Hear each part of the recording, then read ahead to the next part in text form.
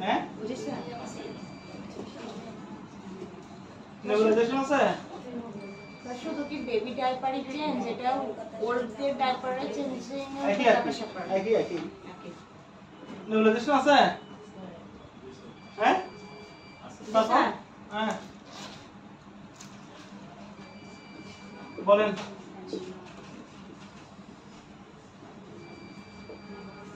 এনজিটিভ এর কেয়ার আছে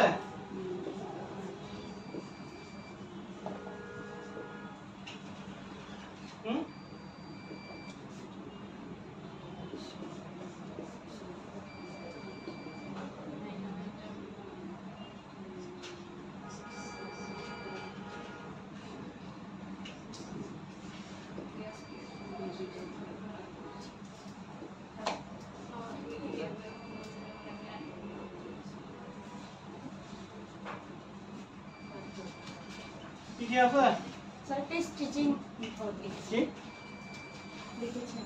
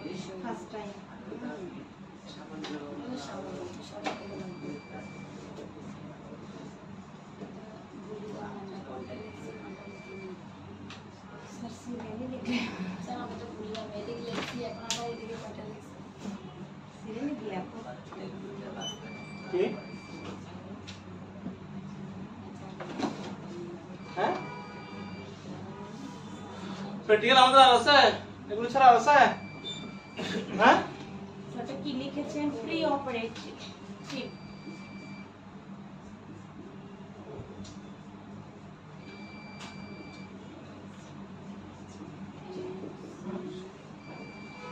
স্যার পাথিং এটা প্র্যাকটিক্যাল মধ্যে পড়ে কি পাথিং bathing baby diaper change bath help bath এটা আমরা কি বলছিলাম গোসল করার পর গোসল বাথ কি বাথ এটা ব্যাক বাথ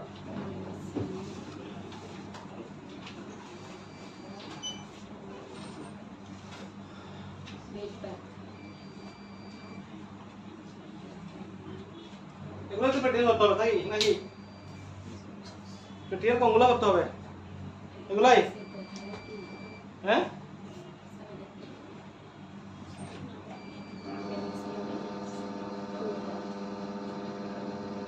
ব্যাকটেরিয়াকে কি বোঝাচ্ছে ব্যাকটেরিয়া হচ্ছে ব্যাকশট যেটা হয় যদি ঘাটা হয় ব্যাকটেরিয়া ব্যাকশট বা ব্যাকটেরিয়া হ্যাঁ ব্যাকের যত্ন নেওয়া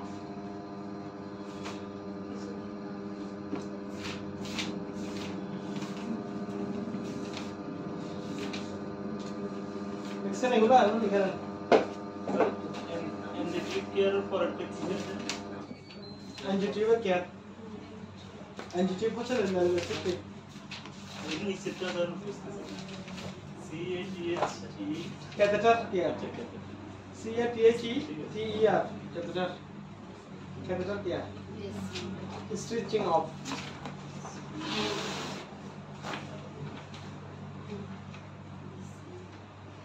बेबी फीडिंग को की प्रैक्टिकल মধ্যে পড়বে বেবি ফিডিং হ্যাঁ বেবি ফিডিং মানে আমরা আগে লেভেল ফিড দেই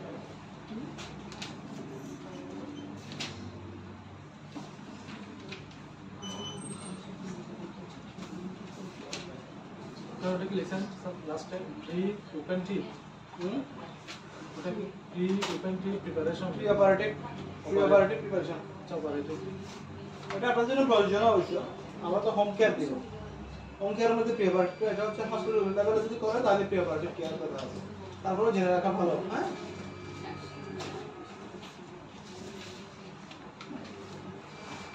দিয়ে নাও।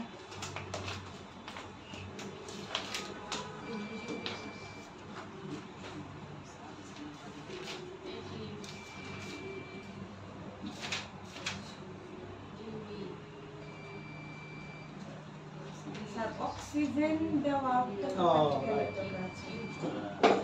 Right, oxygen inhalation. নেবুলাইজেশন দিছি না? জি স্যার, নেবুলাইজেশন।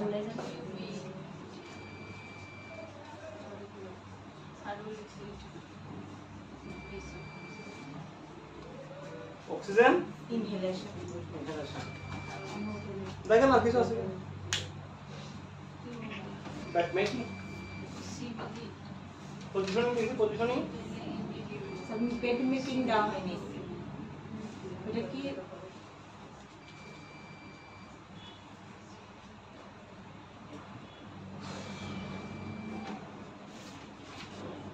ব্যাট মেকিং,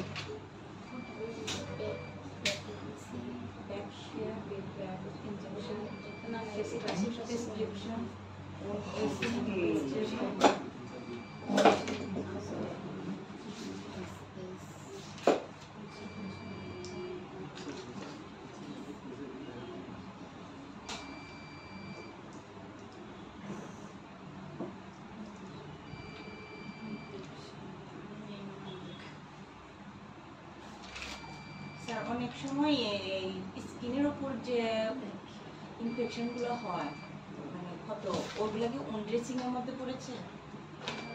স্কিনের উপর কত বিভিন্ন কারণ হতে পারে। কোন কারণ হতে মানে পারে? ওগুলো তো একটা ড্রেসিং বা প্র্যাকটিক্যাল জানার প্রয়োজন আছে। স্কিনের উপরে হ্যাঁ, স্কিনের উপর যদি কোনো ক্ষত থাকে বা এই ধরনের ওটা হচ্ছে আর্টিয়ার কারণে, ওটা উল্টে স্কিনের মধ্যে হয়ে যাবে। হয়ে যাবে, এটা জিজ্ঞাসা করছি।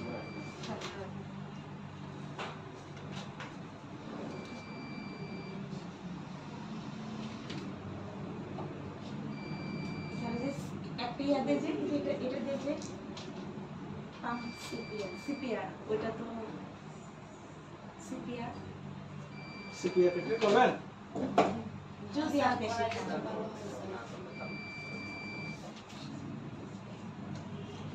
লিখে নেন, কয়টা হয়েছে? 20টা। 20টা? জি স্যার। স্যার এটা উঠতেছি। কোন ড্রেসিং? 29 ডাব্লিউ হইয়া আনলো। এখন কয়টা হয়েছে? 1 2 3 4 5 6 7 8 9 10 11 12 13 14 15 16 17 18 19 20 first time. Sir RTA dressing এটা কোনটা? আর টি হচ্ছে উন ড্রেসিং। আর টি এবার সেন্টার ইনজুরি একই। হ্যাঁ?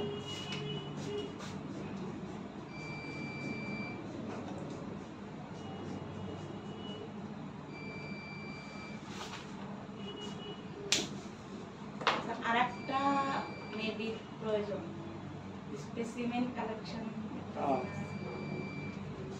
Specimen collection.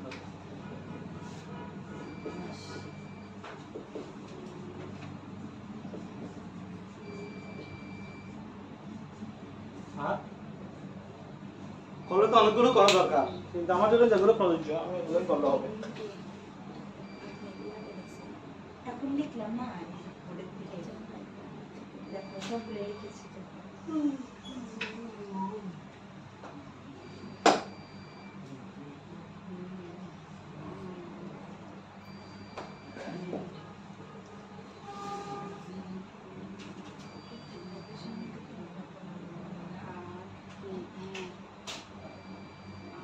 ঠিক আছে শেষ?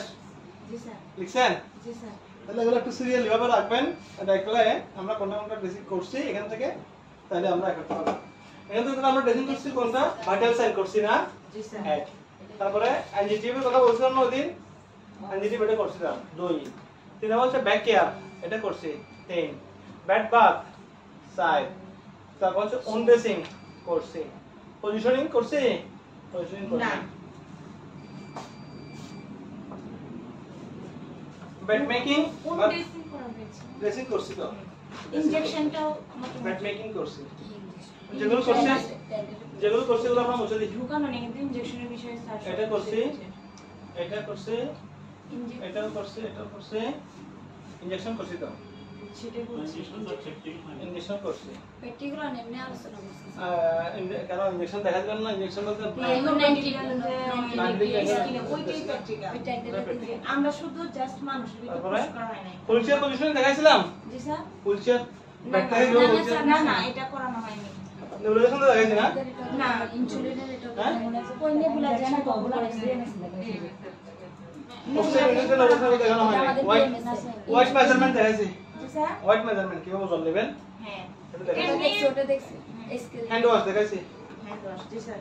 তারপরে বেবি ডাইভার চেঞ্জ এটা দেখা নেই ড্রেসিং এটা করছি ব্যাক এটা করছি তাহলে আমাদের মাঝে সিবিসি করছি ঠিক আছে আর বাকি আছে কি ক্যাথেটার কেয়ার স্টিচিং অফ দেখাইছিলাম না ক্যানুলা স্যার, স্টিচিং একদিন দেখানো হয়েছিল, কিন্তু আমরা কেউ অ্যাটেন্ড করিনি। একদম ওটা একদিন ক্লাস নিতে হবে স্যার। আচ্ছা আচ্ছা ঠিক আছে ওইদিন আর 5-7 জন ইনসুলিনের ওটা ছিল। তো পোস্ট কিভাবে পোস্ট করা ঘূর্ণিঝড়ের আগে জি স্যার। আচ্ছা ঠিক আছে সমস্যা নাই আমরা স্পেসিমেন কালেকশন এটা আমাদের কাছে আছে কিনা জানেন সিলেবাস মধ্যে খুবই কম সম্ভবত তারপরে স্পেসিমেন কিভাবে কালেকশন হয় পরে আমরা এটা দেখাই দিব সিপিআর উপর একটা ট্রেনিং দেওয়া দরকার সিপিআর উপর একটা ক্লাস নেওয়া দরকার কারণ এটা খুব ইম্পর্টেন্ট একটা সাবজেক্ট ইম্পর্টেন্ট একটা টপিক এটার উপর একটা বলবো আর হচ্ছে প্রেসক্রিপশন বেশ মানে মোস্ট ইম্পর্টেন্ট হচ্ছে যে প্রেসক্রিপশনটা হ্যাঁ কারণ আমাদের যে কাজটা করতে হবে প্রতিনিয়ত প্রেসক্রিপশন দেখে প্রেসক্রিপশন দেখে দেখে আমাদেরকে ওষুধ প্রদান করতে হবে প্রেসক্রিপশন দেখে যদি আমরা ওষুধ প্রদান করতে যাই তাহলে প্রেসক্রিপশনের ভাষা যদি আমরা না বুঝি তাহলে আমরা প্রদান করতে পারবো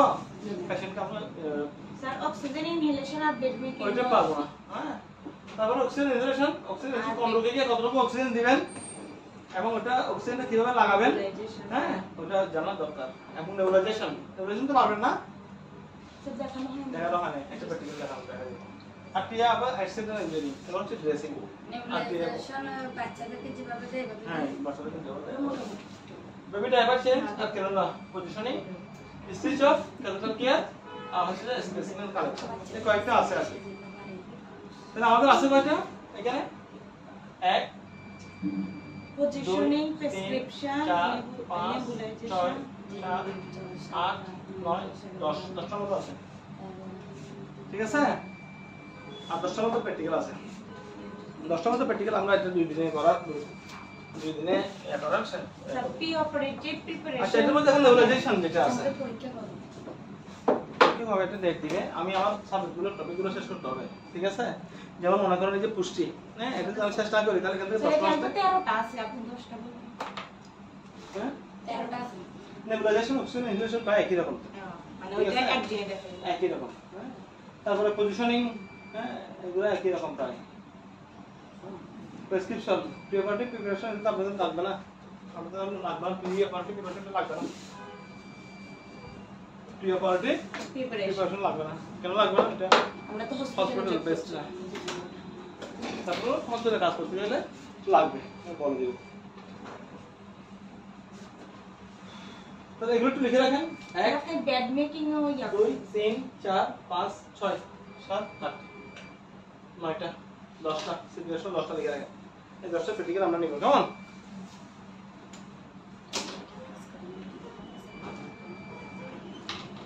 দেখি পুষ্টি পুষ্টি এখানে আপনাদের আছে নিউট্রিশন এবং হাইড্রেশন ব্যাখ্যা করা পুষ্টি এবং এর গুরুত্ব পুষ্টি দিকে একজন পর্যন্ত বই আনছেন কেউ বই আনছে পুষ্টি পড়েন পুষ্টিটা পড়েন পুষ্টি কি একজন আনছে না দুজন আনছে কয়জন আনছে হ্যাঁ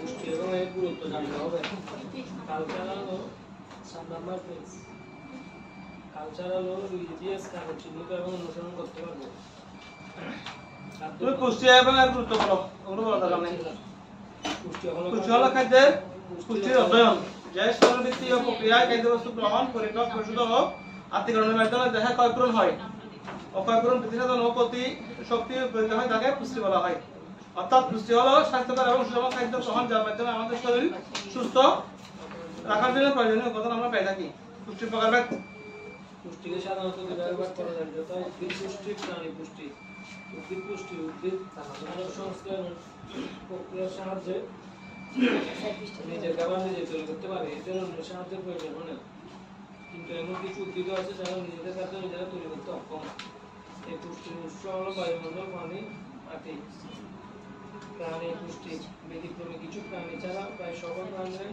নিজেদের খাদ্য নিজেরা তৈরি করত, অর্থাৎ খাদ্যের ব্যাপারে স্বনির্ভরশীল নয়। তাই প্রাণীদের মধ্যে পরবর্তী পুষ্টির দেখা যায়। পুষ্টির গুরুত্ব, পুষ্টি ছাড়া আমাদের দেহ কাজ করতে প্রায় পুরোপুরি অক্ষম। তাই আমাদের দেহকে সচল এবং রোগমুক্ত রাখতে আমাদের খাদ্য তালিকায় প্রয়োজনীয় পুষ্টি উপাদান থাকা অত্যন্ত জরুরি। পুষ্টি আমাদের দেহে যে কারণে অত্যাবশ্যকীয় তার মধ্যে আমরা অন্তর্ভুক্ত করতে পারি। পুষ্টির ফলে দেহে কয় পুনরুক্তি সাধন এবং পুষ্টির মাধ্যমে জীবদেহে শক্তির সঞ্চার হয়। পুষ্টির মাধ্যমে জীবদেহে রোগ প্রতিরোধ ক্ষমতা গড়ে ওঠে। পুষ্টির মাধ্যমে জীবদেহে ভবিষ্যতের জন্য খাদ্য সঞ্চিত থাকে, যা থেকে ভবিষ্যতে খাদ্যের অভাব ঘটলে ওই খাদ্য জীবদেহে শক্তি উৎপাদন করে। প্রাণীদেহে তাপ উৎপাদন এবং সংরক্ষণে পুষ্টির বিশেষ ভূমিকা আছে। পরিমিত পুষ্টি আমাদের ওজনকে নিয়ন্ত্রণে রাখে, দীর্ঘস্থায়ী রোগের ঝুঁকি কমায়, সর্বোপরি আমাদেরকে একটি সুন্দর এবং স্বাস্থ্যকর জীবনের দিকে ধাবিত করে। কালচারাল ও রিলিজিয়াস কারণ চিহ্নিতকরণ ও অনুসরণ। খাদ্য এবং পুষ্টি প্রত্যেক প্রাণীর জন্য অপরিহার্য হলেও আমরা দেখতে পাই যে সবাই একই রকমভাবে এবং একই পরিমাণে খাবার গ্রহণ করে না। একজন ব্যক্তির পুষ্টির মাত্রা অনেকগুলো বিষয়ের উপর ভিত্তি করে গড়ে ওঠে। এক্ষেত্রে ব্যক্তির কালচারাল এবং রিলিজিয়ান বিশেষ ভূমিকা পালন করে থাকে। বিভিন্ন অঞ্চলের মানুষ তাদের সংস্কৃতি এবং ঐতিহ্য অনুযায়ী বিভিন্ন রকম খাবার দিয়ে থাকে। খাবার ধর্মীয় রীতিনীতিও ব্যক্তির খাদ্য তালিকা এবং পুষ্টির মাত্রার উপর প্রভাব ফেলে। এর বাইরেও বেশ কিছু বিষয় ব্যক্তির পুষ্টির মাত্রা নির্ধারণে ভূমিকা পালন করে থাকে, যেমন বয়স, লিঙ্গ, জীবনধারা, শারীরিক কার্যকলাপের মাত্রা, সাংস্কৃতিক প্রেক্ষাপট, স্থানীয়ভাবে প্রাপ্ত খাবার, অর্থনৈতিক সক্ষমতা, ব্যক্তিগত পছন্দ, খাদ্য তালিকা এবং খাদ্য রীতিনীতি। বসো। তাহলে কালচারাল ও রিলিজিয়াস কারণ চিহ্নিতকরণ এবং অনুসরণ। এর বাইরেও বেশ কিছু ব্যক্তির পুষ্টির মাত্রা নির্ধারণ পূর্বক কি করে থাকে, ভূমিকা পালন করে থাকে। হ্যাঁ, যেমন বয়স, লিঙ্গ, জীবনধারা, শারীরিক কার্যকলাপের মাত্রা, সাংস্কৃতিক প্রেক্ষাপট, স্থানীয়ভাবে প্রাপ্ত খাবার, অর্থনৈতিক সক্ষমতা, ব্যক্তিগত পছন্দ অপছন্দ, খাদ্য তালিকা এবং খাদ্য রীতিনীতি।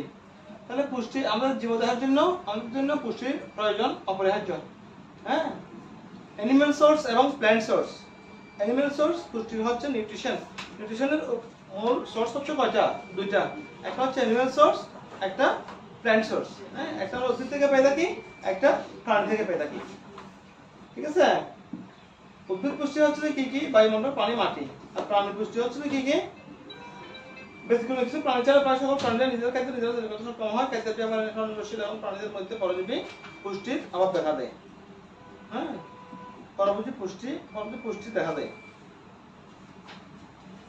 আচ্ছা, ভিটামিন বা খাদ্য প্রাণ, মিনারেল বা খনিজ উপাদান, পানি, খাদ্যের উপাদান এবং তার কাজ। খাদ্যের উপাদানগুলোকে আর জন্য বলেন, খাদ্যের উপাদানগুলো বলা গেলে বলেন না।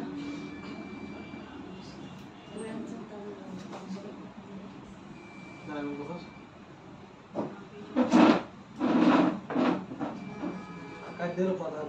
একজন ব্যক্তির শরীর তার কাজ করার জন্য প্রয়োজনীয় সবকিছু তৈরি করতে পারে না। আমরা যা খাই তা আমাদের শরীরে শক্তি যোগায় এবং পুষ্টির চাহিদা পূরণ করে থাকে। পুষ্টিবিদরা খাদ্যকে মোটামুটি 6 উপাদানে ভাগ করেছেন।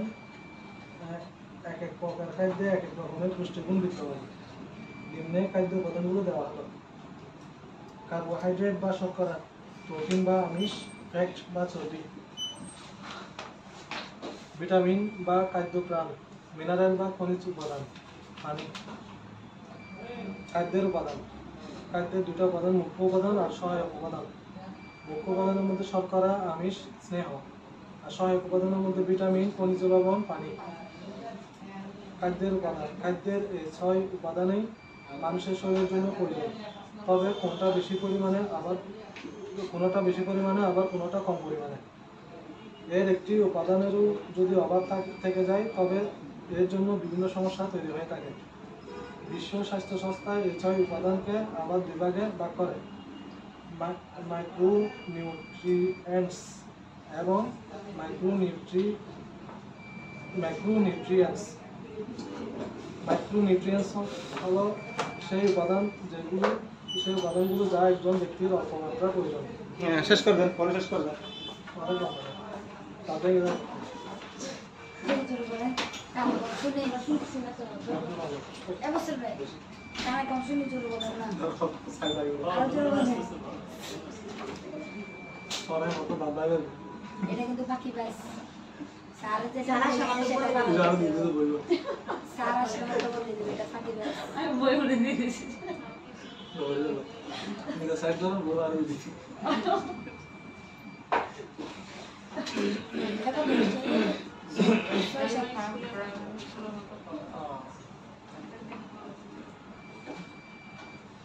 বই কিনে পুরো একটু পড়ে না আমি পড়ে না বন্ধ হয়ে দিকে বসে। কতটুকু করছেন? পড়েন স্যার। কেন করলেন? হ্যাঁ? কত শেষ করতে হবে তো। বসাম একটু দেখি। কে বলছে? না স্যার। উনি আচ্ছা, তাহলে আমাদের খাদ্যের যে উপাদান আছে, খাদ্যের উপাদানকে আমরা কয় ভাগে ভাগ করছি?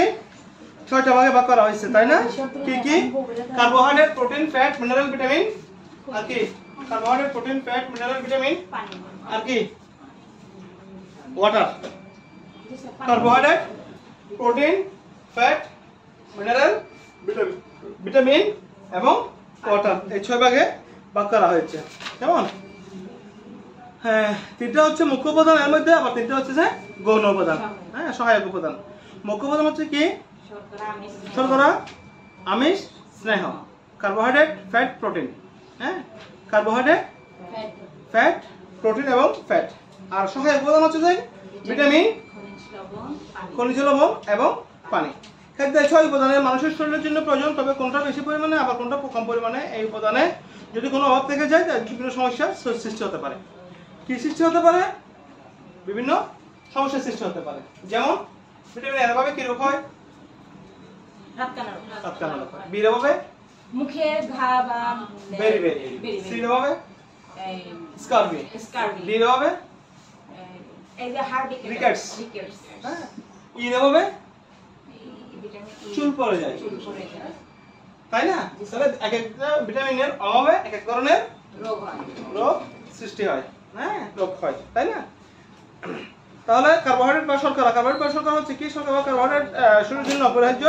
প্রাণীদেহের শক্তির মূল যোগানদাতা হচ্ছে কি? কার্বোহাইড্রেট। হ্যাঁ, আমাদের প্রতিদিনের খাবারের একটি বড় অংশ শর্করা বা কার্বোহাইড্রেট জাতীয় খাবার। কার্বোহাইড্রেট বা শর্করা হলো কার্বন বা অক্সিজেন হাইড্রোজেন দ্বারা তৈরি এমনকি জৈব যৌগ যা শরীরের শক্তি উৎপাদন করে এবং ব্যবহার করে চর্বি আকারে জমা থাকে, যা শরীরের নানাবিধ গঠনমূলক কাজে অংশগ্রহণ করে। কার্বোহাইড্রেট বা শর্করার উৎস হচ্ছে কি? শস্য। কার্বোহাইড্রেট আমরা কোথা থেকে পেয়ে থাকি? শস্য, ফল, সবজি, লেগুম জাতীয় খাবার, দুধজাত পণ্য, চিজ জাতীয় খাবার এবং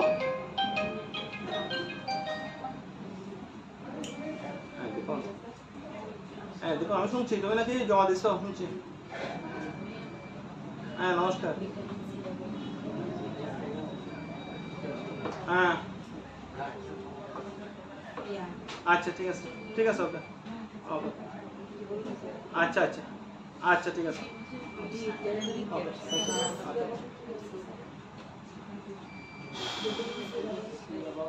তাহলে চিনি জাতীয় খাবার হচ্ছে কি? টেবিল চিনি, মধু, আপেল সিরাপ এবং কর্ন সিরাপ প্রক্রিয়াজাত খাবার। এটার মধ্যে আসলে তেমন কোনো প্র্যাকটিক্যাল নাই মনে হয় সম্ভবত আমার কাছে। শর্করা বা কার্বোহাইড্রেটের কাজ কি? শর্করা বা আধিক্যজনক সমস্যাগুলো। তো শর্করাকে আমরা কি বলি? ছেলে কথা বলতেছি আমার, কি হয়েছে? কার্বোহাইড্রেট। হ্যাঁ, শর্করা বা কার্বোহাইড্রেট ফাংশন বলো। কার্বোহাইড্রেটের কাজ কি বলো না? কার্বোহাইড্রেট কাজ কি? কার্বোহাইড্রেট কি কাজ করে? 24 বছর তো কার্বোহাইড্রেট খেয়ে আসছো।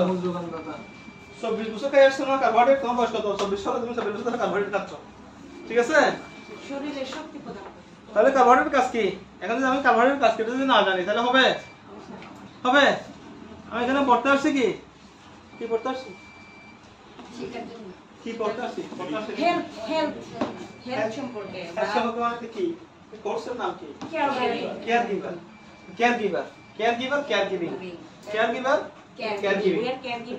আমরা যদি কেয়ার গিভিং কি, কেয়ার গিভার কি, এগুলো যদি না বুঝতে হবে। কার্বোহাইড্রেট পড়ার সময় যদি কার্বোহাইড্রেট কাজ করে জানা হবে, পুষ্টি পড়ার সময় পুষ্টি কি জানা হবে? পুষ্টির উপাদান কয়টা? 6টা। হ্যাঁ, পুষ্টির উপাদান কয়টা? 2টা। কি কি? খাদ্যের উপাদান দুইটা হ্যাঁ আর ওইটাকে আবার পুষ্টি? 6টা ভাগে ভাগ করেছে। পুষ্টির উপাদান কয়টা? পুষ্টির উপাদান কয়টা? হ্যাঁ দুইটা কি কি? উদ্ভিদ পুষ্টি প্রাণী গুড। উদ্ভিদ পুষ্টি এবং প্রাণী পুষ্টি। হ্যাঁ খাদ্যের উপাদান কয়টা? 6টা 6টা। পুষ্টির উপাদান কয়টা? দুইটা দুইটা। তাহলে খাদ্য আর পুষ্টি কি একই কথা? জি না জি না। দুইটা হচ্ছে যে ভিন্ন। ভিন্ন কথা। হ্যাঁ জি স্যার খাদ্যের উপাদান কয়টা? খাদ্যের উপাদান 6টা পুষ্টির উপাদান দুইটা দুইটা। কি কি? অ্যানিমাল সোর্স আর হচ্ছে প্ল্যান্ট সোর্স। উদ্ভিদ এবং প্রাণী আর ওটা হচ্ছে যে কি? ছয়টা। কার্বোহাইড্রেট, ফ্যাট, মিনারেল, শর্করা, water. Vitamin, water, carbohydrate, protein, fat, mineral, water, আর কি? ভিটামিন। গুড। 6টা দেখছো? দেখছো পারতেছো তো দেখছো? এখন পারতেছো। হ্যাঁ? তাহলে খাদ্যের উপাদান হচ্ছে কি 6টা। 6টার মধ্যে এগুলো সম্পর্কে তো আমরা আগেই জেনেছি। আমরা যখন লো লেভেলে ছিলাম, লো লেভেল বলতে আমরা জুনিয়র লেভেলে ছিলাম বা প্রাইমারি লেভেলে ছিলাম, তখন আমরা ক্লাস 4 5 এগুলো পড়ছি। এই করাগুলো এগুলো একটা রিভিউ করছি, রিভিউ করতে হয়। এখন এখানে সবাই অ্যাডাল্ট না, এখানে আমি যা জানি আমার চেয়ে অনেক অনেক বেশি জানা এরকম স্টুডেন্ট আছে এখানে, ঠিক আছে? কিন্তু ধার দিতে হবে। কি দিতে হবে? শান করতে হবে, মানে এগুলোকে দাঁত দিতে হবে। ধার দিতে হবে। হ্যাঁ শান করতে হবে, ধারালো করতে হবে। মরচে পড়ে গেছে হয়তো, হ্যাঁ এদেরকে এখন কি করতে হবে? শান দিতে হবে। শান দিতে গেলে কি করতে হবে? পড়তে হবে, মেমোরাইজ করতে হবে। হ্যাঁ আমরা কি করছি, ভিটামিন কি, পুষ্টি কি, মিনারেল কি, শর্করা কি, কার্বোহাইড্রেট কি, ফ্যাট কি, এগুলো কাজ কি, এগুলো সোর্স কি, এগুলো কোথায় পাবো। হ্যাঁ এখান থেকে কয়েকটা প্রশ্ন হয়তো আসবে। তাহলে কার্বোহাইড্রেট বা শর্করার উৎস হচ্ছে শস্য, ফল, সবজি, লেগুম জাতীয় খাবার, দুধ জাতীয় খাবার, চিনি জাতীয় খাবার, প্রক্রিয়াজাত খাবার। শর্করা বা কার্বোহাইড্রেটের কাজ কি? কার্বোহাইড্রেট আমাদের শরীরকে শক্তি দেয়, 1। এটি আমাদের জন্য প্রয়োজনীয় শক্তি জমা করে রাখে, 2। কার্বোহাইড্রেট আমাদের পেশির পরিমাণ ঠিক রাখতে সাহায্য করে। স্টার্চ জাতীয় খাদ্য অনেক ডায়েটারি ফাইবার আছে, এগুলো আমাদের অন্ত্রের স্বাস্থ্য ভালো রাখতে সাহায্য করে। গ্লুকোজ শরীরে দ্রুত মিশে যায়, শরীরকে শক্তি যোগায়, হাড়ের সন্ধিস্থলে লুব্রিক্যান্ট হিসেবে কাজ করে। শর্করা আধিক্যজনিত সমস্যা সমূহ। যদি শর্করার পরিমাণ বেশি থাকে তাহলে কি সমস্যা হয়? কার্বোহাইড্রেটের পরিমাণ যদি বেশি হয় ওজন বাড়িয়ে দেয়, আর ডায়াবেটিসের ঝুঁকি বাড়ে, শরীরের চর্বি জমা শুরু করে, টাইপ 2 ডায়াবেটিসের ঝুঁকি বেড়ে যায়। ডায়াবেটিস মেলাটাস পড়ছি না আমরা? ডায়াবেটিস মেলাটা পড়ছি। হ্যাঁ এখানে 2 রকম ডায়াবেটিস মেলাটাস কয় প্রকার? 2 প্রকার। কি কি? টাইপ 1 টাইপ 2 আইরিডিয়াম, হ্যাঁ নন আইরিডিয়াম না? একটা হচ্ছে ইনসুলিন ডিপেন্ডেন্ট ডায়াবেটিস মেলাটাস, এটা হচ্ছে নন ইনসুলিন ডিপেন্ডেন্ট ডায়াবেটিস মেলাইটাস। হ্যাঁ এর জন্য অন্যতম কারণ হচ্ছে শর্করা জাতীয় খাদ্য। ক্যান্সার বা টিউমারের কোষ বৃদ্ধির পিছনে এইটা উপাদান, উপাদান আছে। মহিলাদের ব্যাকটেরিয়াল ভ্যাজাইনোসিস নামক সমস্যার জন্য শর্করা অনেকাংশে দায়ী, কার্বোহাইড্রেট অনেকাংশে দায়ী। কার্বোহাইড্রেট ইনসুলিন রেজিস্ট্যান্স, কার্বোহাইড্রেটের পরিমাণ বেড়ে গেলে শরীরে একটা ইনসুলিন তৈরি করে যেতে থাকে, তখন ইনসুলিন রেজিস্ট্যান্স নামক সমস্যা তৈরি হতে পারে। শর্করা সবচেয়ে সমস্যাসমূহ প্রোটিন বা আমিষ। প্রোটিন বা আমিষের উৎস। প্রোটিন বা আমিষের উৎস কি কি? মাছ, মাংস, ডিম, দুধ, এগুলো হচ্ছে প্রোটিনের উৎস। হ্যাঁ প্রোটিন বা আমিষের কাজ কি? দেহের বৃদ্ধি ঘটায়, পেশি, হাড়, চুল এবং ত্বকের বৃদ্ধি ও বিকাশ নিশ্চিত করে। অ্যান্টিবডি হরমোন,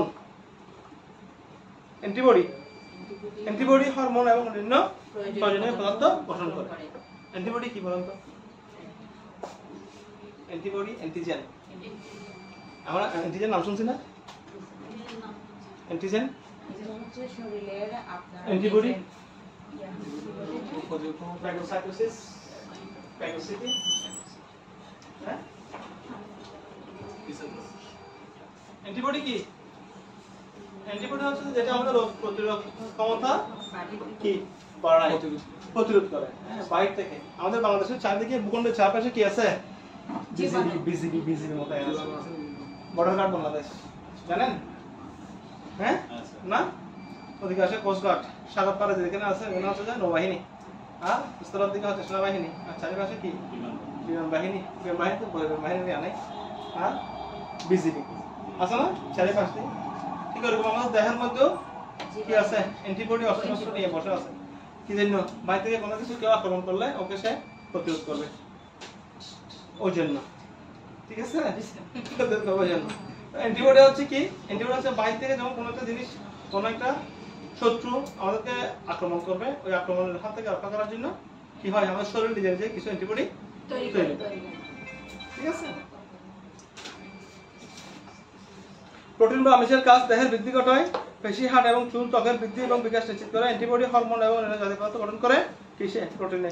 প্রয়োজনে কোষ এবং টিস্যুগুলির অন্য জ্বালানি উৎস হিসেবে কাজ করে, কখনো কখনো এটা অক্সিজেনের ধারক ও বাহক হিসেবে কাজ করে, ডিএনএ এবং আরএনএ উপাদানে সহায়তা করে। প্রোটিন এবং আমিষের আধিক্যজনিত সমস্যাসমূহ। তাহলে আমরা প্রোটিনের কাজ কি পেলাম, প্রোটিনের উৎস কি পেলাম। হ্যাঁ, ফ্যাট বা চর্বি, ফ্যাট বা চর্বির কাজ কি? কাজ আছে কোনো? হ্যাঁ, ফ্যাট কয় প্রকার? ফ্যাট 4 প্রকার। কি কি? Mono unsaturated fat, poly unsaturated fat এবং trans fat. Saturated fat, mono unsaturated fat, poly unsaturated fat এবং ট্রান্স ফ্যাট। কয় প্রকার? 4 প্রকার। ফ্যাট হচ্ছে 4 প্রকার। ফ্যাট মনোসিলেবল, ডাইসিলেবল পড়েছি না ওইরকম মানে মনোসিলেবল, ডাইসিলেবল, ট্রাইসিলেবল, পলিসিলেবল।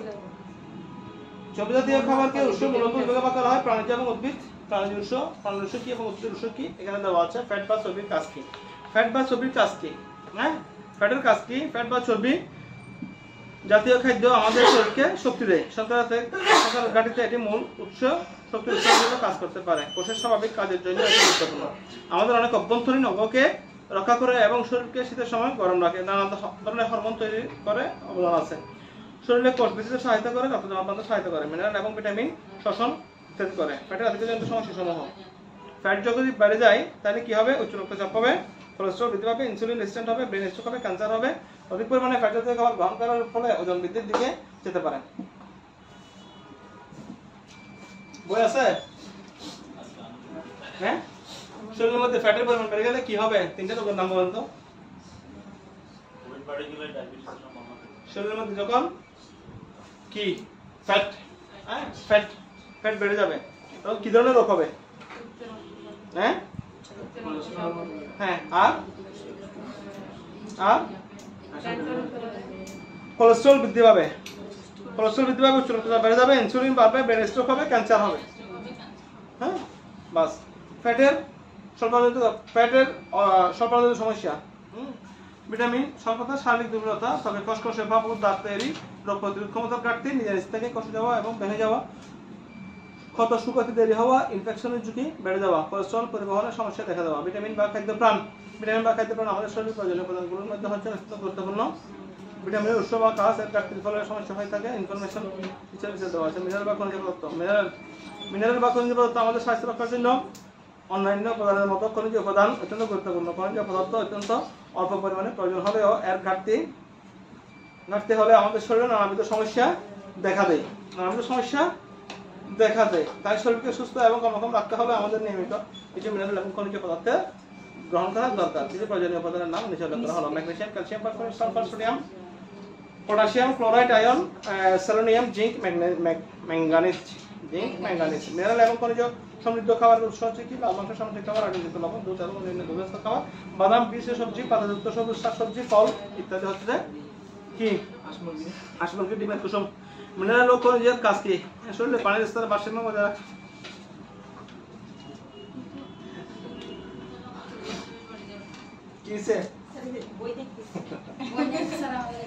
আমরা যখন ছিলাম না, ক্লাস 7 ছিলাম, তখন আমাদের একটা স্যার ছিল, আমাদের একটা সাবজেক্ট ছিল ভূগোল। তো ভূগোল এগুলো তো পড়তো না, প্র্যাকটিক্যাল না থাকলে পড়ার মধ্যে মজা নেই। পড়া কথা হলে কিছু ক্রিটিক্যাল আর কিছু প্র্যাকটিক্যাল, তাহলে পড়ার মধ্যে মজা আছে না? কিছু ক্রিটিক্যাল আর কিছু প্র্যাকটিক্যাল, হ্যাঁ, তাহলে পড়ার মধ্যে কি একটা মজা আছে। এগুলো পড়ে গেলে এগুলোর মধ্যে কোনো মজা পাওয়া যাচ্ছে? আমি পড়াচ্ছি আমার মাস্টার স্যার, আজকে আপনার মনটা মনে হয় একটু বেশি খুশি। হ্যাঁ, কেন হাসি খুশি লাগছে? তাহলে মজা পাইতে হবে, আমারও মজা পাইতে হবে, আপনাদেরও মজা পাইতে হবে, তাই না? কিন্তু এই সাবজেক্টগুলো হচ্ছে যে এভাবে দিছে, এটা যদি আপনার যদি এখন এইভাবে না দিয়ে যদি এটা যদি ইংলিশ মিডিয়ামে দিত তাহলে বুঝতে পারতেন এটা কত বড় জিনিস। ঠিক আছে, এটা ইংলিশ মিডিয়ামে প্রত্যেকটা পেজের জন্য একদিন। হ্যাঁ, প্রত্যেকটা একটা পেজের জন্য একদিন, একটা পেজের জন্য একদিন। এটা এবার দিছে তো আমাদের পড়তে সুবিধা হয়েছে। যখন আপনারা লেভেল 3 তে যাবেন না, তখন দেখবেন লেভেল 3 ইংলিশ মিডিয়াম, সব ইংলিশ, বাংলা কিছু নেই। এখন স্টুডেন্টরা জিজ্ঞেস করতেছে, স্যার পরীক্ষাটা কিরকম হবে? কি বাংলা হবে না ইংলিশে হবে? ইংলিশে ক্লাস হলে তো অবশ্যই ইংলিশে লেভেল 3 পরীক্ষা হয় না লেভেল 2 পরীক্ষা, লেভেল 2 পরীক্ষা তো দিয়ে হয়েছে বা? না না লেভেল 3 লেভেল 2 তো বাংলা হয়েছে পরীক্ষা। 3 বলছি স্যার স্যার রেজাল্টও পেয়ে গেছে। হ্যাঁ রেজাল্ট পেয়েছে, 12 জন পাস করছিল মাত্র। কজন থেকে? 50 জন থেকে অন্য। এই ভিডিও তো গতবারের মধ্যে ওরা আবার পড়া পরীক্ষা দিয়ে কেন? এখন স্যার আমরা মানে সেকেন্ড ব্যাচ। স্যার 69 পেজের নাকি লেভেল 3 2 শেষ হয়ে গেছে না লেভেল 3 শেষ হয় না এখনো। লেভেল 2 ফার্স্ট বেস যেটা কেয়ার গিভিং এর যেটা ফার্স্ট বেস, এটা এখন সেকেন্ড বেস উঠছে আর কি। 101 নম্বর হয়েছে। 101 নাম্বার বেস। আপনারা 102 না? 101 নাম্বার বেস। 101 নাম্বার বেস এটা লেভেল 2 তে, লেভেল 3 তে উঠছে। আপনারা লেভেল 2 না? জি স্যার। আপনারা লেভেল 3 তে উঠবেন। হ্যাঁ, আপনারা যখন লেভেল 3 তে উঠবেন তখন এই লেভেলে আরেকটা বেস আসবে। হ্যাঁ। তাহলে স্যার, যারা 100 ফেল করেছে লেভেল 2 তে, মানে যারা পরীক্ষা দিতে হ্যাঁ। ফেল করছে না, ওরা কি আবার ক্লাস দিছে করবে? আবার পরীক্ষা দিবে। হ্যাঁ, ওরা আবার পরীক্ষা দিবে। ওরা দিছে লেভেল 2 যারা প্রথমবার ফেল করছে এরপর আবার দিছে দিছে, পাস করছে পাস করছে, কিছু কিছু পাস করছে। কিছু কিছু আবার আনবে।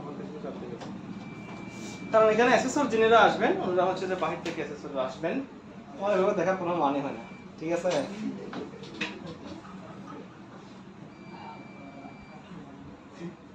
Good evening. হ্যাঁ, গুড আফটারনুন। ঠিক আছে, তাহলে ওদের একটা পার্সেন্টেজ হয়ে গেছে কবে। তারপর ওরা যখন এটা লেভেল অতিক্রম করে যায়, ওরা পাস করছে, এসএলটা পাস করছে, 12 জন পাস করছে, যারা 12 জন পাস করছে মোটামুটি ট্যালেন্ট আছে, যেগুলো একটু ট্যালেন্ট পাস করে গেছে, আর যেগুলো একটু বোঝা নেবে আছে না রাত লাগে, কতগুলো আছে না বোঝা নেবে, লাল না এরকম কতগুলো আছে না, ওদের জন্য কি আছে ভাই। ওটা যখন আপনি যখন পরীক্ষা যাবেন, ভাই ওটা যখন আপনি পরীক্ষা যাবেন, স্যার জিজ্ঞেস করো, কিছু না কিছু বলতে হবে আপনাকে, স্পিরিটলি এবং থ্রোলি এবং আত্মবিশ্বাসের সাথে, কনফিডেন্টলি। স্যার একজন শিক্ষার্থী কয়বার পরীক্ষা দিতে পারবে? নাম্বার সব কিছু না, একদম ট্রলি আর কনফিডেন্ট নিয়ে, কনফিডেন্সিয়ালি। হ্যাঁ, জি স্যার। কনফিডেন্ট নিয়ে বলতে হবে, কনফিডেন্ট থাকতে হবে। আমি জিনিস আমি ওটা আমাকে জিজ্ঞেস করছি, স্যার এটা বলো, ব্রেভেনের কাজ কি? স্পিডে লাগাইতে হবে। খাদ্যের বোতাম কয়টা? 6টা। খাদ্যের বোতাম 6টা। আর আমি লিখছি। খুশির খুশির বোতাম বোতাম 2টা। খুশির বোতাম 2টা। উদ্ভিদ প্রাণী। এখন যদি হয় আমাকে, আমি যদি বলি যে খুশির বোতাম 6টা, সত্য না মিথ্যা, আমি যদি সবাই লিখে বলে সত্য, তাহলে হবে না স্যার। তুমি কি সারা বছর রুটিন করছো এরকম মনে হচ্ছে না? Yes. হ্যাঁ, জি, খাদ্যের বোতাম খুশির বোতাম হচ্ছে 2টা, দুইটা খাদ্যের বোতাম হচ্ছে 6টা। 6টা। আমি যদি আবার বলে খুশির বোতাম হচ্ছে 6টা, সত্য না মিথ্যা, এখন 100 জনের মধ্যে দেখা যাচ্ছে যে 70 জনের বলছে সত্য, মিথ্যা ঠিক আছে? তাহলে কি পড়ছো তুমি সারাদিন, কি পড়ছো? এই যে লেভেলগুলো অতিক্রম করতেছে, ওগুলো ইন্টারন্যাশনাল সার্টিফিকেট যখন পাওয়া যাবে, কিছু না কিছু করতে হবে, কিছু জানতে হবে। এগুলো আমরা রিভিউ করতেছি, এগুলো আমরা পড়াচ্ছি না, 4, 5 এ পড়ে আসছি, তো 5, 6 এ পড়ছি না, পড়ছি, কিন্তু এগুলো আমরা একটু রিভিউ করতেছি। কেন? এটা আমাদের দরকার আছে। আমরা হয়তো যেহেতু বিজ্ঞান ক্লাস 4, 5 এ 6, 7 এ বা 8, 9 এ যেগুলো পড়ছি, এগুলো হয়তো এত ইলাবোরেটেড ছিল না, আরো কম ছিল, এখন একটু বাড়ছে। তাহলে সুষম পুষ্টিকর খাদ্য মানবদেহে দুর্বল বা পুষ্টির লক্ষণ সমূহ। পুষ্টির লক্ষণ মানে sign symptom of malnourished patient. হ্যাঁ, how you detect the sign symptom of malnourished patient. হ্যাঁ, কিভাবে আপনি একটা ম্যালারিস্ট পেশেন্ট আইডেন্টিফাই করবেন, কি দেখে বুঝবেন? হ্যাঁ, তার কি সাইন সিম্পটমগুলো কি থাকবে ম্যালারিস্ট পেশেন্ট? ক্ষুধা কমে যাবে, খাদ্য পানীয়ের প্রতি আগ্রহের অভাব হবে, সবসময় ক্লান্ত বোধ করবে, দুর্বল বোধ হওয়া, প্রায় অসুস্থ হয়ে যাওয়া এবং সুস্থ হতে অনেক সময় লাগা, কত সারাতে অনেক সময় লাগা, মনোযোগের ঘাটতি থাকা, বেশিরভাগ সময় ঠান্ডা অনুভব করা, বিষণ্ণতা অনুভব করা। হ্যাঁ, সুষম পুষ্টিকর খাদ্য। সুষম বা পুষ্টিকর খাদ্যগুলো কি কি? সুষম পুষ্টিকর খাদ্য হাইড্রেশন এবং ডিহাইড্রেশন। হাইড্রেশন এবং ডিহাইড্রেশন তো আমরা এর আগে বলছি, হাইড্রেশন কি এবং ডিহাইড্রেশন কি। ডিহাইড্রেশন মানে হচ্ছে যে পানিশূন্যতা, আর হাইড্রেশন হচ্ছে যে ওভার লোডেড, যখন আমরা ফ্লুইড যখন বেশি হয়ে যায় তখন কি হয়? Over hydrate.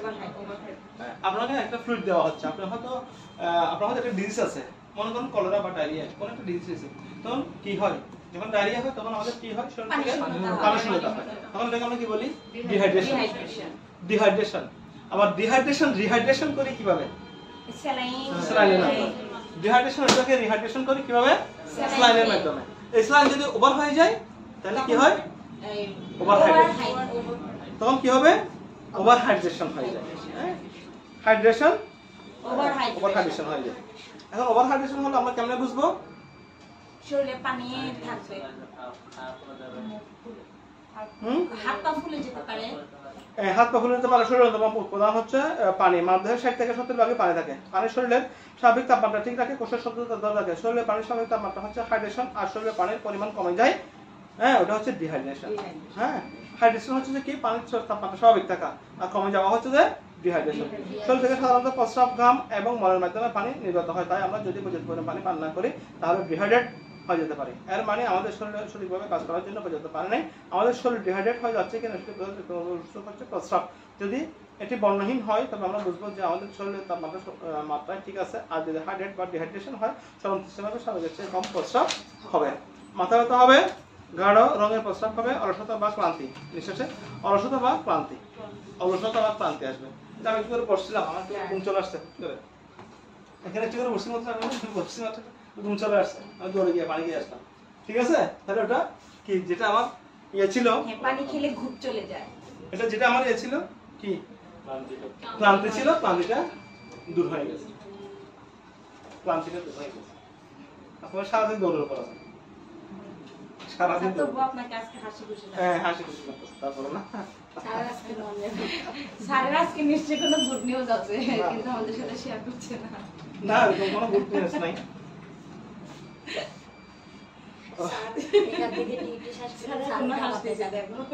না না, আমি কালকে বিকালে একটা ক্লাস ছিল, বিকালে ক্লাস ওটা করে গেছি নাইটে, নাইটে শেষ করে ভালো আসছি, এসে বলতেছি ক্লাস শেষ করে ভালো আসছি, ওটা শেষ করে আবার এখানে আসছি। এখন এটা শেষ করে আবার নাইটে যাবো, নাইট শেষ করে আবার সকালে আসবো। হাসতেছি যে ক্লাস টিচার অন্য কথা আছে? হ্যাঁ হ্যাঁ হ্যাঁ, একটাই আছে ওটার জন্য ট্রেনিং এর মতো আছে ওগুলো তার জন্য হাসতেছে। আজকে রাবিয়া আপু মানে বেশি খুশি খুশি না, আজকে সবাইকে তো খুশি খুশি লাগছে। হ্যাঁ, আজকে ঈদের পরদিন না, ঈদের পরদিন একটু খুশি খুশি লাগছে। নির্দেশিকা বা পুষ্টিমান অনুসরণ করে দেখা যাচ্ছে যে কি এটা পরিকল্পনা, হ্যাঁ, এই জিনিসটা আমাদের করতে হবে। নির্দেশিকা বা পুষ্টিমান অনুসরণ করে মেনু পরিকল্পনা, বৈচিত্র্য, রং, টেক্সচার, সুগন্ধ, পরিবেশন। খাবারের সময় রবি, সোম, মঙ্গল, বুধ, বৃহস্পতি, শুক্র, শনি, শনিবার। সকালের খাবার, দুপুরের খাবার, সকালের খাবার, সকালের স্ন্যাক্স, দুপুরের লাঞ্চ, বিকালের নাস্তা বা স্ন্যাক্স, রাতের খাবার, ডিনার। এটা একটা চার্ট আমাদেরকে তৈরি করতে হবে। এই চার্টটা কিন্তু আমাদেরকে তৈরি করতে হবে, ঠিক আছে? স্যার, এই ধরনের কি কোনো কোশ্চেন 1 আসতে 2 পারে? 3 4 5। আচ্ছা, যে এটা সাপ্তাহিক যদি এখন খাবার তৈরি মেনু করতে চার্ট হয়, তৈরি করে এরকম হ্যাঁ প্রশ্ন আসতে পারে? হ্যাঁ হ্যাঁ, প্রশ্ন আসতে পারে না। এখানে প্রশ্ন দিচ্ছে কি, ডিহাইড্রেশনের ফলে কি হয়, শর্করা বা কার্বোহাইড্রেট জাতীয় খাবারের মধ্যে কি হয়, খাদ্যের উপাদান পাঠ্য কি কি, পুষ্টি কি, পুষ্টির গুরুত্ব উল্লেখ করো। এখানের মধ্যে 3টা প্রশ্ন আপনারা দেখে আসবেন, 1 3 5। তো পৃষ্ঠা পৃষ্ঠা নম্বর হচ্ছে 15। 15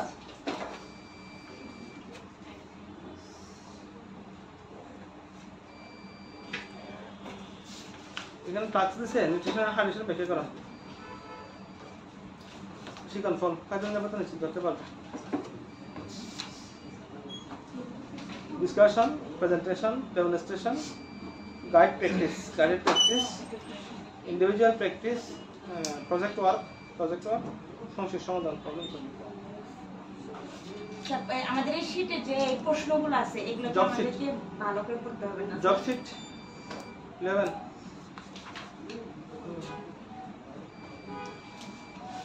বই ভিতরে আছে ওগুলো থেকে আসবে না ওগুলো তো আগে শিখতে হবে তো। আচ্ছা, এখানে একটা জব শিট আছে, জব শিটটা আমরা একটু দেখি। আমাদেরকে তো বিশেষ করে জব শিটগুলো ফিল আপ করতে হবে। জব শিট এটা দেখি, পেজ হচ্ছে 18 পেজ। এখানে বলছে রহিমা বেগম 65 বছর বয়সী একজন নারী, ওনার কিছুদিন থেকে কোমরে ব্যথায় ভুগছেন। এগুলো হচ্ছে প্র্যাকটিক্যাল ওয়ার্ক, ঠিক আছে? ডাক্তার বলছেন ওনার ক্যালসিয়ামের ঘাটতি রয়েছে। আপনি ওনার কেয়ার গিভার হিসেবে ওনার জন্য 7 দিনের একটি মেনু পরিকল্পনা তৈরি করুন। একজন কেয়ার গিভার হিসেবে 7 দিনের মেনু পরিকল্পনা তৈরি করুন। তাহলে কাজের ধারাবাহিকতা বলছে কি, প্রথমে নিজের পরিচিতি হবে, আপনার কাজের জন্য অনুমতি নিন, প্রয়োজনীয় উপকরণ সংগ্রহ করুন, কাজের প্রয়োজন অনুযায়ী ব্যক্তিগত সুরক্ষা পরিধান করুন। প্রত্যেক মেনু তৈরি করার একটা শিট, প্রত্যেকে মেনু তৈরি করার একটা শিট হাতে নিন, ক্লায়েন্টের পছন্দ এবং অপছন্দ জেনে নিন। ক্লায়েন্টের বিশেষ কোনো পুষ্টি চাহিদা আছে কিনা জেনে নিন। ক্লায়েন্টের চাহিদা অনুযায়ী 7 দিনের মেনু তৈরি করুন। মেনুতে বৈচিত্র্যপূর্ণ খাবার রাখুন, খাবারের পুষ্টিমান লক্ষ্য করুন, হ্যাঁ, এবং কাজের জায়গা পরিষ্কার রাখুন, নিজের পরিষ্কার হন, ক্লায়েন্টকে ধন্যবাদ দিন, আপনার কাজ জমা দিন। কাজের ধারাবাহিকতা, এটা হচ্ছে কি কাজের ধারাবাহিকতা, কাজের ধারাবাহিকতা। নিজের পরিচয় দিয়ে কাজটা শুরু করতে হবে এবং আমি এটা করার জন্য একটা অনুমতি নিব। তাহলে আমাকে যদি বলে রহিমা বেগম 62 বছর বয়সী একজন নারী, ওনার কিছুদিন থেকে কোমরে ব্যথায় ভুগছেন, উনি ডাক্তার বলেছেন ওনার ক্যালসিয়ামের ঘাটতি রয়েছে, আপনি ওনার কেয়ার গিভার হিসেবে ওনার জন্য 7 দিনের একটি মেনু পরিকল্পনা করুন। 7 দিনের মেনু পরিকল্পনা করতে বলছেন। তাহলে এই যে আপনারা এর আগে একটা পড়ছেন না, এর আগে একটা মেনুর কথা বলছি, মেনু চার্ট একটা পড়ছেন। ওই মেনু চার্টের মধ্যে কি লেখা ছিল? সপ্তাহ, দিন, ডেট, হ্যাঁ, এগুলো লেখা। তুই তো চারটে কথা তো বলছিস। মানে ডেট ছিল, তারপরে নাম, বয়স, সময়, এমআরএ দুটো ছিল। এতটুকু। কালকে পেটের ক্লাস কোনটা হবে এটা ফিক্স করে বল দিয়ে দাও। পেটের ক্লাস করতে হবে, ঠিক আছে? জিবিএস স্যার দুই বেসের পেটি হবে, দুই বেসের পেটি হবে, দুইটাই ঠিক আছে? ওদের হ্যাঁ একসাথে ওদের হচ্ছে ইনজেকশন এবং সিবিসি পারে না, সবাই পারে সিবিসি। না স্যার, এখানে আমরা পেটি বলছিলাম যে কি বলছিলাম, পেটি অনেকগুলো স্পেসিফিক কালেকশন, জি sir. CBC, injection, cannula, CPR, তাহলে মেডিসিনের প্র্যাকটিক্যাল হবে, অক্সিজেন ইনহেলেশন। মেডিসিন প্র্যাকটিক্যাল হবে। এই বেসের হচ্ছে মেডিসিন প্র্যাকটিক্যাল, আর ওই বেসের তো নির্দিষ্ট আছেই, হ্যাঁ। এই বেসের আমাদের কালকে তাহলে কি নেবে? মেডিসিনের প্র্যাকটিক্যাল মধ্যে কি কি আছে? নেবুলাইজেশন পারেন? Oxygen inhalation. হ্যাঁ, এটা করাইছে অক্সিজেন ইনহেলেশন, মেডিসিনে করাইছে তুমি মেডিসিনে করতে আমরা মেডিসিনে ও আছে। আরে রাবি আপু, সামনে তো রাখি মেডিসিনে আচ্ছা রাবি আপু করাইতে লোক না, দুইবার হলে নেবুলাইজেশন, অক্সিজেন ইনহেলেশন, এই দুইটা কালকে না, আমরা ওখানে practical আমাদের করব। শুধু যন্ত্রগুলো নাম কিভাবে দিব, মেডিসিন তারপরে? এগুলো শিখাই না। এগুলো আমরা এখন মুখে দিয়ে দেখবো, হ্যাঁ করে মুখে দিয়ে নিয়ে দেখবো প্র্যাকটিক্যালি। আমি গত ক্লাসে এরকম করছিলাম, যারা প্র্যাকটিক্যাল করছে ওদেরকে নরমাল স্যালাইন দিয়ে নমস্কার অথবা ডিসপ্লেটা দিয়ে হ্যাঁ করে একটা ব্যাস উঠে কিনে স্যার সাথে স্টিচিংটা দেখাই দিন। মেশিনটা এসটিসিএন্টের সাথে হবে, সার্জিক্যাল ব্যাপার। আমি একটু পারি। তারপরে এদের সাথে কি আমরা দেখাতে পারি, ওই যে বাটারফ্লাই, ক্যাপ ওই বাটারফ্লাই Butterfly, ক্যানোলা। বাটারফ্লাই নেডল, হ্যাঁ কিভাবে পুশ করতে হয় বা ক্যানোলা কিভাবে পুশ করতে হয়, আমার পাওয়া ক্যানোলা বাটারফ্লাই এটা আগে প্র্যাকটিক্যাল হবে, কেমন? জি স্যার, বাটারফ্লাই ক্যানোলার সাথে না। বাটারফ্লাই বা ক্যানোলা দুটো ভিন্ন জিনিস, বিভিন্ন পার্টস গুলো। ক্যানোলা তো আচ্ছা, এখন আমরা 7 দিনের যে একটা মেনু পরিকল্পনা করব, 7 দিনের মেনু পরিকল্পনাটা আমরা কিভাবে করব? আচ্ছা, এগুলো করব। প্রথমে আমাকে লিখতে হবে, একটা চার্ট তৈরি করতে হবে, কেমন? এরকম একটা আমরা চার্ট তৈরি করলাম।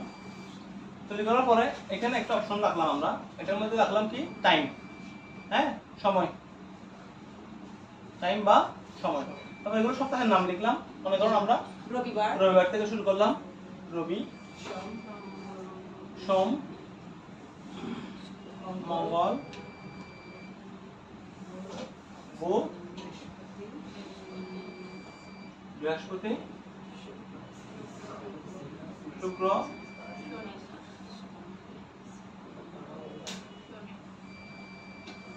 শনি। এভাবে করলাম। এভাবে করার পরে আমার একটা দিন, আমার ভিতরে সারাটা দিন, এই দিনটাকে আমি কয়টা ভাগে ভাগ করলাম? যতবার আমার পেশেন্ট খাইতে চাইবে, যতবার কি পেশেন্ট আমার পেশেন্ট আমি সকাল 8টার সময় একবার খাবো। কখন? সকাল 8টায়। ন্যূনতম তো 5 টাইম খাবে। তারপর আমি 11টার সময়, সকাল 11টার সময় একবার খাবো, সকাল 11টা, দুপুর 1:30, দুপুর 1:30 আমি আবার খাবো, বিকেলে 4:30 আমি আবার খাবো, তারপরে 6:30 সন্ধ্যা 7টায়, সন্ধ্যা 7টা, এরা তো খাওয়াইলে রোগী মোটা হয়ে যাবে। সন্ধ্যা 7টায় আমি আবার খাবো, খাওয়া পড়লো যে 10 টাকা দাও নাকি? আমি 10 টাকা আবার খাবো। একটা বড়। 10 টাকা। ঘুম থেকে উঠে খাবে। 11 টাকা আবার খাবো। স্যার এত খাইলে তো রোগী তো মোটা হয়ে যাবে। চর্বি হলে কেন ক্যান্সারের দিকে চলে যাবে রোগী। রাত 11টায় আবার খাবো।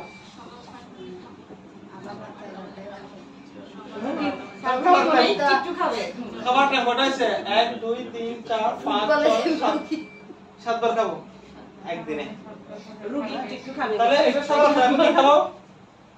সকালটা কি খাবো? সকালটাই ব্রেকফাস্ট। সকালটা খাবো কি? রুটি আর ব্রেড। ব্রেকফাস্ট। ডিম হতে পারে, দুধ হতে পারে। সকালে কারটা খাবো স্ন্যাক্স। স্ন্যাক। স্ন্যাক।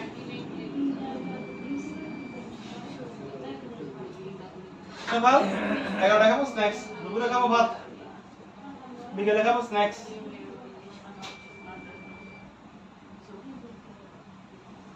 স্ন্যাক্স। চা খাবে না। বিকেল চা বিকেল খেলে 7টায়। চা। তারপর সন্ধ্যা 6টায় এটা চা। রাত 10টায় ভাত। রাত 11টায়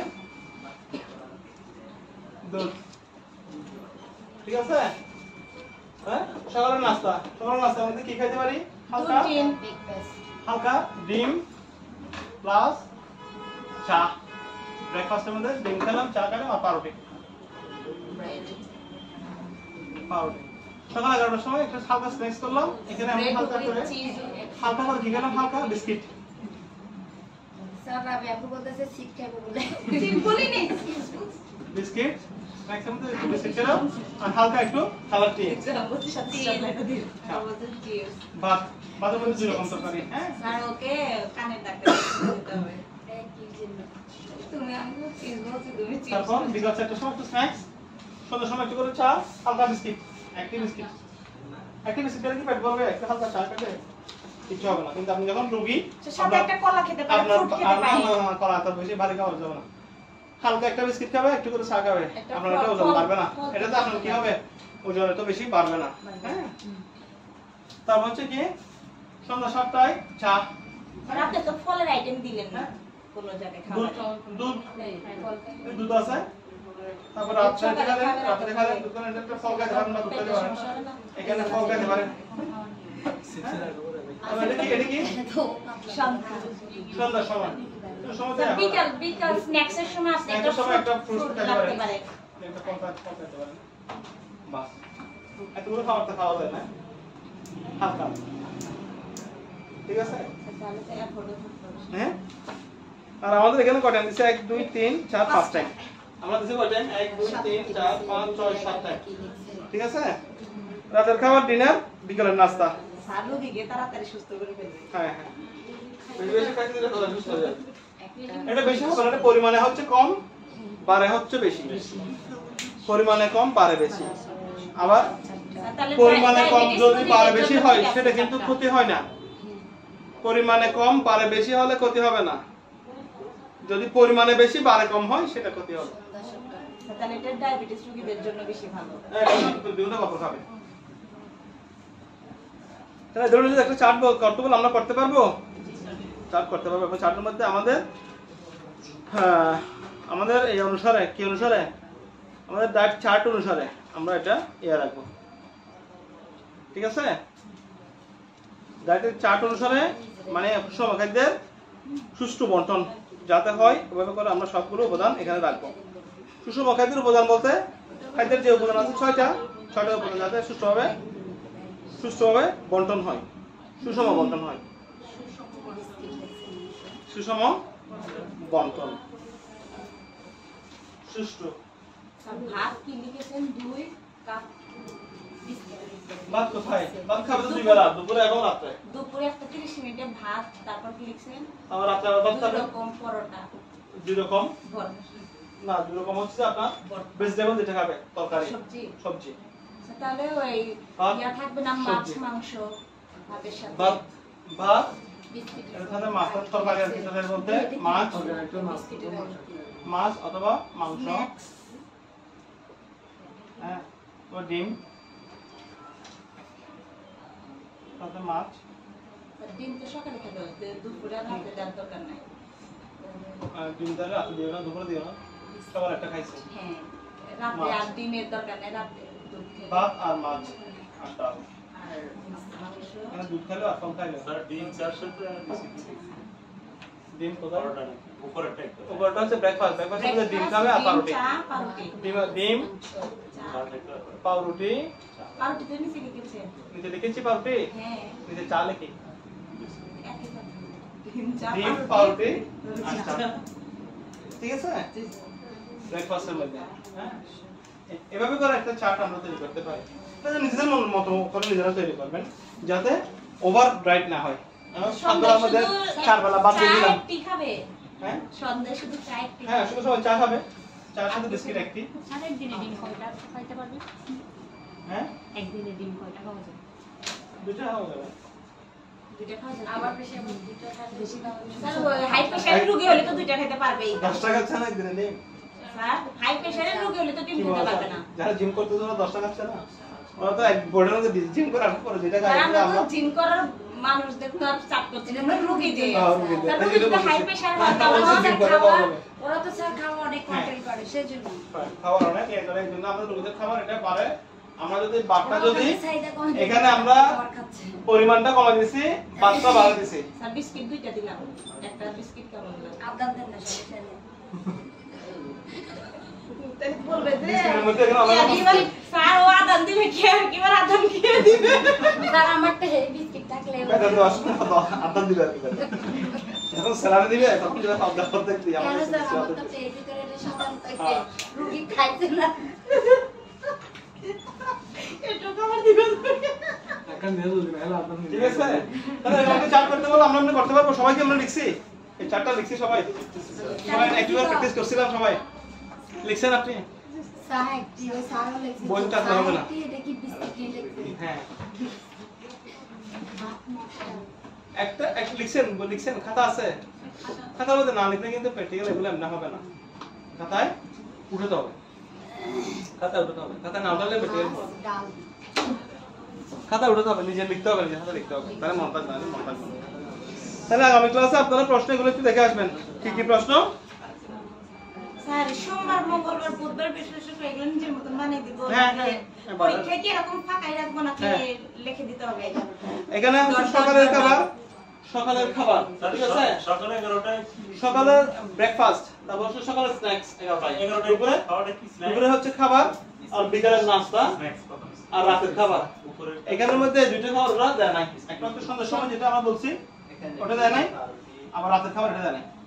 ঠিক আছে? সন্ধ্যা ওরা সাতটাটা দেয় নাই। বইয়ের মধ্যে না। সকালে 11টা তাহলে আমরা কাটে দিচ্ছি স্যার। হ্যাঁ, স্যার উপরে এক পাঁচ, পাঁচ, 1 2 3 4 5 এই পাঁচটা কেন দিছে?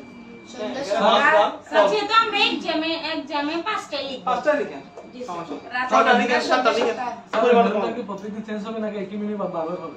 অ্যাকর্ডিং টু এটা প্র্যাকটিস। রুগী বুঝিয়ে না, রুগী বুঝিয়ে খাবার এখন আমরা দিলে। যাদেরকে আর রুগীর তো খাওয়া আমাদের মাথায় একটা জিনিস রাখতে হবে, যারা আমাদেরকে কেয়ার গিভার হিসেবে নিয়োগ করবে, কেন নিয়োগ করবে? বাসায় বাসায় সেবাটা পাওয়ার জন্য তো। আমি তো এখানে 7 বার লিখছি, ও পারলে আর 14 বার খাবে।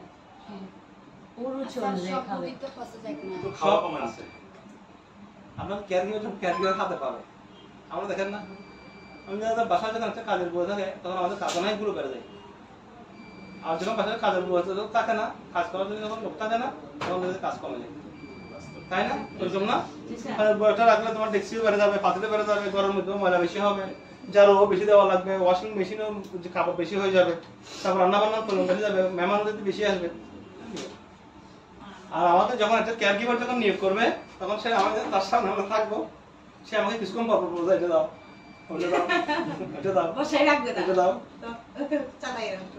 হ্যাঁ, রুগীর লগে লগে আমার আমিও সব- পেপার হ্যাঁ, বলো তো আমার পাশে একটু বসো, গল্প করি। গল্প করে শোনা। হ্যাঁ, গল্প করে শোনাও। তারপর আমাকে একটু রিক্রিয়েশনের ব্যবস্থা করে দাও, রিক্রিয়েশন একটা বিনোদনের ব্যবস্থা করে দাও, তাই না? রিক্রিয়েশনের ব্যবস্থা করে দাও, একটু গল্প শোনাও। স্যার, রোগী যদি সেম স্যার খাবার রোগী একটু খাবে, একটা খাবার এখন একটা একবার খাইছে, 1 ঘন্টা হয় নাই, বলছো আমি আবার খাবো। স্যার রোগী যদি তাই না? সেম খাবার প্রতিদিনই খায় তাহলে কি এরকম ডট দিয়ে যেতে পারে? হ্যাঁ, সেম খাবার খাবে না রোগীকে আর ভিন্ন ধরনের খাবার দিতে হবে, কারণ সেম খাবার যখন খাবে তখন তার রুচি থাকবে না। সেম খাবার বাসায় করবেন, তাকে ঘুরে ঘুরে খাবারগুলো প্রোভাইড করতে হবে। ঠিক আছে? এই তাহলে এই চারটা যদি আসে আপনারা পারবেন না? জি স্যার। এত কঠিন কিছু না, কঠিন কিছু না। একটা চার্ট যদি আপনারা পারেন তাহলে আপনারা সব ধরনের চার্টগুলো পাবেন। যেমন আমরা ইনটেক আউটপুট চার্ট যেটা করছি, ইনটেক আউটপুট চার্ট ওটাও এরকম না? স্যার এখানে কিন্তু ডেট বার আছে। ওটা একটু বড় ডেট ডেট আসবে, এখানে ডেট আসবে, মানে ওটা এখানে date আসবে। কত তারিখ থেকে খাবার দিবে? সেটা চার্টের উপরে ডেটটা দেওয়া যাবে মনে হয়। হ্যাঁ না চার্ট এটা তো হচ্ছে যে পুরো সপ্তাহে ডেট ডেট দিতে হবে এখানে। এই যে সকাল বিকাল এটা তো একদিনের ডেট। একদিনের দিন, হ্যাঁ, তাহলে এটা উপরে ডেটটা দিতে হবে না? এটা পারতো বার এন্ড ডেট এখানে দিতে হবে। মানে রবিবার এত তারিখ, রবিবার আজকে হচ্ছে কয় তারিখ? তারিখ, আজ হচ্ছে 27 তারিখ, 27 6 24 বার এন্ড টাইম। 28 6 24 29 6 টাইম মানে তারিখ। বার এন্ড টাইম। হ্যাঁ বার 30 টাইম। মারা গেছে। 6 1 7 2 7 3 7 এবার আমরা তারিখ দিতে পারি। ঠিক আছে? কোনো ছুটি নেই খাওয়া। খাওয়ার কোনো ছুটি নেই। ছুটি আছে তো? 10টার পরে ছুটি। স্যার আমরা কি রবিবার বাদ দিয়ে বা সোমবার বাদ দিয়ে কি মঙ্গলবার খাবো সেটা বলতেছি, ছুটি নাই। না এটা তো আপনার যে সপ্তাহে সপ্তাহে খাওয়াইতে হবে। আমাদের খাবার কি স্টপ হয়েছিল কখনো? না জন্মের পর থেকে আজ পর্যন্ত তখন একটা দিনের জন্য খাবার স্টপ হয়েছে? সব কাজের ছুটি আছে কিন্তু আমাদের কাজের ছুটি তার নাই। হইছে তো যদি কার লাগে খাই না তো আমরা। একদিন খাবার স্টপ হয়েছিল আমাদের? একদিন খাবার স্টপ দুটো রাখলে তো অর্ধ দিন না? জি স্যার। স্যার অসুস্থ ভোরে খাইছি, হচ্ছে না, আমাদের খাওয়া ভোরে খাইছি, সন্ধ্যায় খাইছি, সারা রাত খাইছি। জি স্যার। একদিন না খেয়ে আপনি বলতেছে কেয়ার গিভারের কোনো ছুটি নেই, মানে সাপ্তাহিক রেস্ট নাই, অফ ডে না। কি জন্য? খাবারের জন্য। না না মানে আমরা চার্ট করব, মানে প্রতিদিনই ডিউটি ওই করছি। যে রোগীকে কে দেখবে? এটা শুধু খাবারের চার্ট গেল। এখন এটা যদি ডায়াবেটিসের রোগী হয় ইনসুলিন চার্ট দিতে হবে না? এটা তো রোগীকে আমি কি খাওয়াবো ওটা দিছি। নরমাল রোগী। এখন ডায়াবেটিসের রোগী হয় এটাকে খাবারের চার্টের পাশাপাশি ইনসুলিন চার্ট দিতে হবে। আবার যদি তার মাঝে মধ্যে জ্বর আসে আবার যদি সে দেখা যায় যে সিজনের মধ্যে প্রস্রাব করে দিছে একদিন দুই দিন, তাহলে আবার ওটা লিখতে হবে। ইনটেক আউটপুট চার্টও লাগবে।